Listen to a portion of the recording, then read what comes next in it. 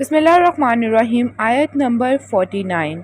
اور ذرا یاد کرو جب کہ ہم نے تمہیں نجات دی تھی فرعون کی قوم سے، وہ تمہیں بدترین عذاب میں مبتلا کیے ہوئے تھے، تمہارے بیٹوں کو ذبح کر ڈالتے تھے اور تمہاری عورتوں کو زندہ رکھتے تھے۔ فرعون نے حکم دیا تھا کہ بنی اسرائیل میں جو بھی لڑکا پیدا ہو اس کو قتل کر دیا جائے اور لڑکیوں کو زندہ رہنے دیا جائے تاکہ ان سے خدمت لی جا سکے اور انہیں لونڈیاں بنایا جا سکے۔ بنی اسرائیل کے ساتھ یہ معاملہ دو موقعوں پر ہوا، ان کی تفصیل انشاءاللہ بعد میں پڑھیں گے۔ اور اس میں تمہارے رب کی طرف سے تمہارے لیے بڑی آزمائش تھی۔ آیت نمبر 50۔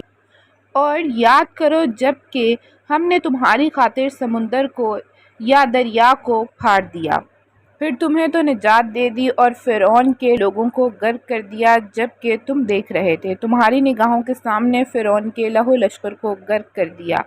بنی اسرائیل خلصویس سے گزر چکے تھے اور دوسری جانب کھڑے تھے، انہوں نے دیکھا کہ ادھر سے فرعون اور اس کا لہو لشکر سمندر میں داخل ہوا تو پانی دونوں طرف سے آ کر مل گیا اور یہ سب غرق ہو گئے۔ آیت نمبر 51۔ اور یاد کرو جب ہم نے وعدہ کیا موسیٰ سے 40 رات کا، اللہ تعالیٰ نے حضرت موسیٰ علیہ السلام کو تورات عطا فرمانے کے لیے 40 دن رات کے لیے کوہ طور پر بلایا۔ پھر تم نے بنا لیا بچڑے کو معبود۔ اس کے بعد بنی اسرائیل نے حضرت موسیٰ علیہ السلام کی غیر حاضری میں بچڑے کو معبود بنا لیا اور تم ظالم تھے۔ آیت نمبر 52۔ پھر ہم نے تمہیں اس کے بعد بھی معاف کیا، یہ ہمارا کرم رہا ہے، ہماری رحمت رہی ہے تاکہ تم شکر کرو۔ آیت نمبر 53۔ اور یاد کرو جب کہ ہم نے موسیٰ علیہ السلام کو کتاب اور فرقان عطا فرمائی تاکہ تم ہدایت پاؤ۔ فرقان سے مراد حق اور باطل کے درمیان فرق کر دینے والی چیز ہے اور کتاب کا لفظ عام طور پر شریعت کے لیے آتا ہے۔ آیت نمبر 54۔ اور یاد کرو جب کہ کہا تھا موسیٰ علیہ السلام نے اپنی قوم سے، اے میری قوم کے لوگو، یقیناً تم نے اپنے اوپر بڑا ظلم کیا ہے بچڑے کو معبود بنا کر، پس اب توبہ کرو اپنے پیدا کرنے والے کی جانب میں، تو قتل کرو اپنے آپ کو۔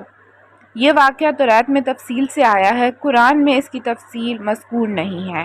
بہت سے واقعات جن کا قرآن میں ذکر ہے ان کی تفصیل کے لیے ہمیں تورات سے رجوع کرنا پڑتا ہے، ورنہ بعض آیت کا صحیح مفہوم واضح نہیں ہوتا۔ یہاں الفاظ آئے ہیں مار ڈالو اپنی جانیں یا قتل کرو اپنے آپ کو، اس کے کیا معنی ہے؟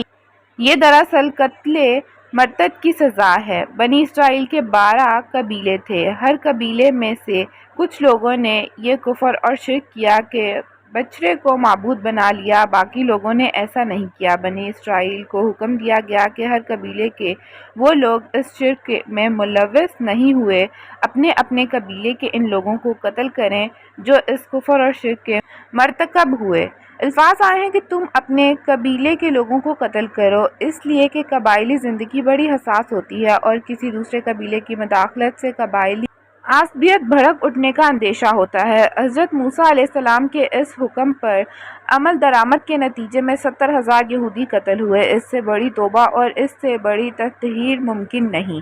کسی بھی نظریاتی جماعت کے اندر تزکیہ اور تطہیر کا عمل بہت ضروری ہوتا ہے۔ کچھ لوگ ایک نظریے کو قبول کر کے جماعت سے وابستہ ہو جاتے ہیں، لیکن رفتہ رفتہ نظریہ اوجھل ہو جاتا ہے اور اپنے مفادات اور چودراہٹیں مقدم ہو جاتی ہیں، اسی سے جماعتیں خراب ہوتی ہیں اور غلط رستے پر پڑ جاتی ہیں۔ چنانچہ نظریاتی جماعتوں میں یہ عمل بہت ضروری ہے کہ جو افراد نظریے سے منحرف ہو جائیں ان کو جماعت سے کاٹ کر علیحدہ کر دیا جائے۔ یہی تمہارے لیے تمہارے رب کے نزدیک بہتر بات ہے۔ تو اللہ نے تمہاری توبہ قبول کر لی۔ بنی اسرائیل کی توبہ اس طرح قبول ہوئی کہ امت کا تزکیہ ہوا اور ان میں سے جن لوگوں نے اتنی بڑی غلط حرکت کی تھی ان کو ذبح کر کے قتل کر کے امت سے کاٹ کر پھینک دیا گیا۔ یقیناً وہ تو ہے ہی توبہ کا بہت قبول فرمانے والا، بہت رحم فرمانے والا۔